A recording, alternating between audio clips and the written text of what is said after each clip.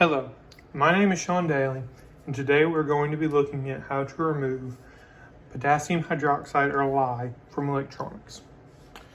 So typically with electronics, if you allow a dead battery to sit for too long and you attempt to take it out, you'll find this weird white powdery stuff on it. That is potassium hydroxide, but it's also known as lye. And what happens is, as the battery sits, the potassium hydroxide in the battery begins to decay, producing hydrogen gas. And as the gas builds up, it eventually cracks the steel container of the battery, which causes potassium hydroxide to leak out. And this can really damage your electronics to the point where they're almost unusable. However, there's a really simple trick to actually fix this situation. So really all you need is a toothbrush and white distilled vinegar. You can really use any brand. I'm using the Great Value brand. So I have my vinegar in a cup already. And now we're gonna take a look in there. You see the weird white caking or the discoloration? That's the potassium hydroxide. And so before we show what happens, I'm gonna give you a breakdown of what should happen, the reaction.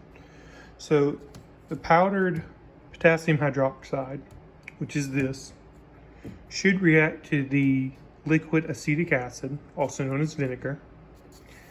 And when they react, they should produce two liquids, potassium acetate and water. What happens is, when these two chemicals react, the hydrogen or the hydroxide from the potassium hydroxide breaks away from the potassium. And this hydrogen right here breaks away from the acetic acid.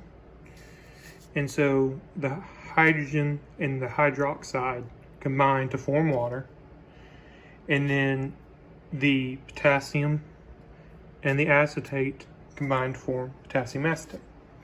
So now we're going to look at what actually happens when you form this.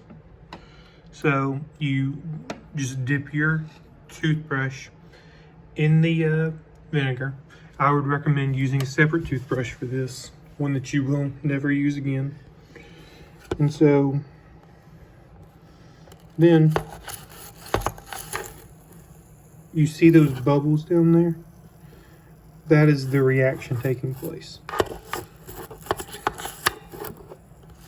And you kind of have to scrub a little bit as you're doing it, and you might have to dip your toothbrush back in the vinegar.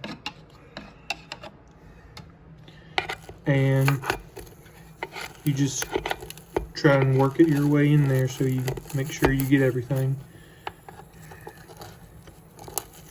And after you make sure all the lye is off, it should be usable again. So you can place your batteries back in and turn it back on, and it should work. Thank you for watching. I hope this was helpful. Goodbye.